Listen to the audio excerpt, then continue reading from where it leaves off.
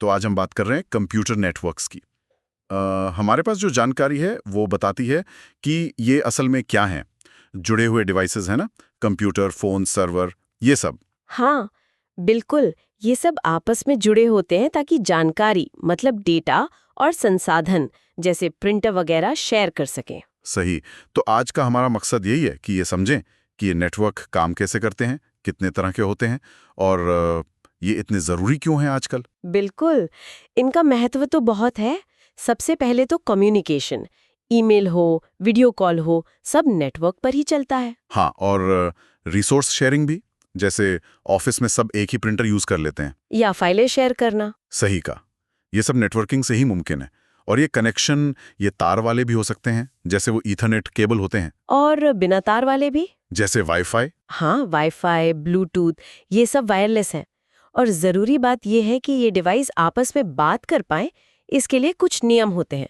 Protocol कहते हैं उन्हें। प्रोटोकॉल, हाँ सुना है। इनके बिना तो सब गड़बड़ हो जाएगा, है ना। बिल्कुल, कोई तालमेल नहीं रहेगा। अच्छा, ये नेटवर्क छोटे भी हो सकते हैं, बहुत छोटे, जैसे personal area network, pan. Bluetooth headphone जोड़ना, वो एक पैन है। अच्छा, और ऑफिस का वाईफाई। वो क्या हुआ?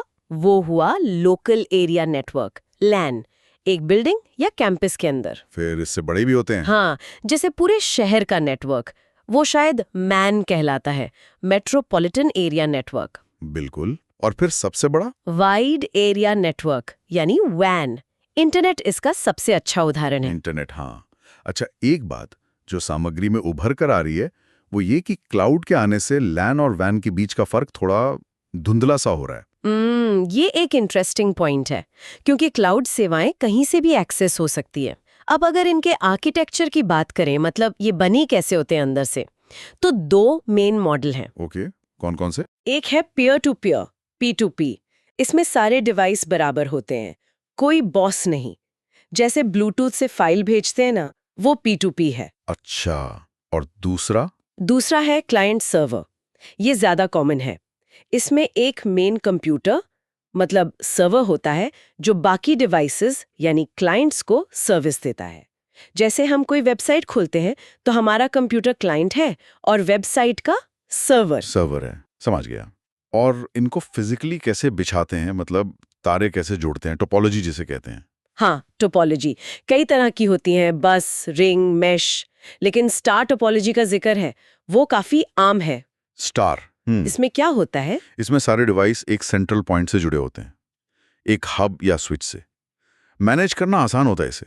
लेकिन इसमें एक दिक्कत भी होगी शायद, अगर वो सेंट्रल पॉइंट फेल हो गया तो। बिल्कुल सही पकड़ा।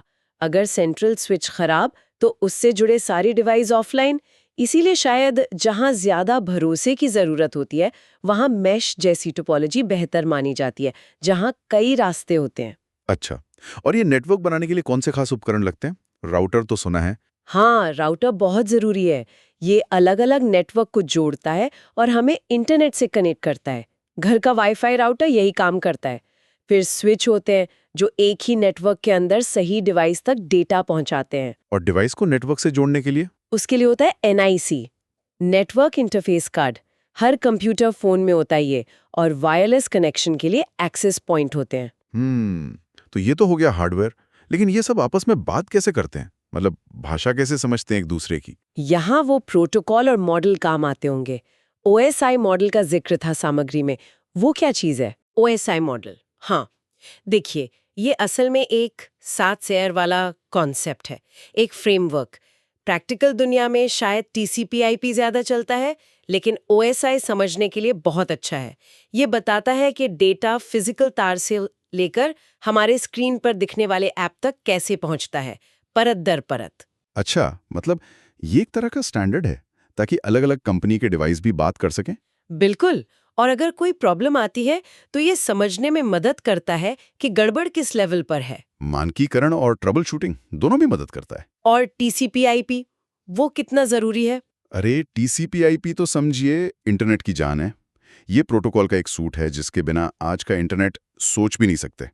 फिर वेब के लिए HTTP या HTTPS, ईमेल भेजने पाने के लिए SMTP, POP। और वो DNS जो वेबसाइट का नाम IP एड्रेस में बदलता है। हाँ, डोमेन नेम सिस्टम। वो भी बेहद ज़रूरी है। सोचिए, हमें नंबर याद रखने पड़ते वेबसाइट के लिए। डीएनएस हमें नामों से काम चलाने देता है। ये सब मिलकर ही हमारा ऑनलाइन एक्सपीरियंस बनाते हैं। इतनी सारी कनेक्टिविटी, तो जाहिर है सुरक्षा एक बड़ा मुद्दा होगा। मैलवेयर, फिशिंग, इन सब का जिक्र भी है। बहुत बड़ा मुद्दा है। और जैसे जैसे हम इन नेटवर्क्स पर और ज्यादा निर्भर होते जा रहे हैं, ये और भी क्रिटिकल हो गया है। स्रोत भी यही बताते हैं कि फायरवॉल, एंटीवायरस सॉफ्टवेयर, डेटा को इनक्रिप्ट करना, जैसे SSL TLS सर्टिफिकेट वेबसाइट पर देखते हैं ना। हाँ, वो HTTPS वाला ताला। बिल्कुल। और VPN यानी वर्चुअल प्राइवेट नेटवर्क, ये सब जरूरी तकनीकें हैं। लेकिन सिर्फ तकनीक काफी नहीं, हमें खुद भी सावधान रहना होता है। अच्छे पासवर्ड, किसी भी लिंक पर क्लिक करने से पहले सोचना। हाँ, वो यूजर अवेयरनेस वाली बात। सुविधा और सुरक्षा में बैलेंस बनाना हमेशा मुश्किल रहता है ना? बिल्कुल, ये एक लगातार चलने वाली चुनौती है। तो अगर हम संक्षेप में देखें, कंप्यूटर नेटवर्क्स क्या है?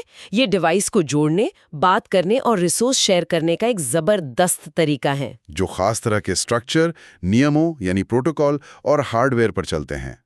फायदे बहुत हैं, तेज कम्युनिकेशन, लागत में बचत। हाँ, लेकिन चुनौतियां भी हैं। सुरक्षा का खतरा, मेंटेनेंस का खर्चा और भविष्य, वो तो और भी रोमांचक लग रहा है। 5G, 6G की बातें हो रही हैं। Internet of things. हाँ, जहाँ हर चीज कनेक्टेड होगी। हाँ, फ्रिज से लेके कार तक। और क्लाउड नेटवर्किंग तो है ही। ये सब मिलकर नेटवर्किंग का चेहरा पूरी तरह बदल देंगे। स्रोत भी यही कह रहे हैं कि बदलाव बहुत तेज होंगे। ये सब वाकई सोचने पर मजबूर करता है। हाँ, और यहीं पे एक दिलचस्प सवाल भी है जो शायद सोचने लायक है। जैसे जैसे IoT और क्लाउड के जरिए सब कुछ और ज्यादा कनेक्ट होता जा रहा है और हमारी निर्भरता इन नेटवर्क्स पर बढ़ती जा रही है, तो भविष्य में कनेक्शन का मतलब क्या होगा और प्राइवेसी या निजता की हमारी परिभाषा कैसे बदलेगी? ये एक बड़ा सवाल है।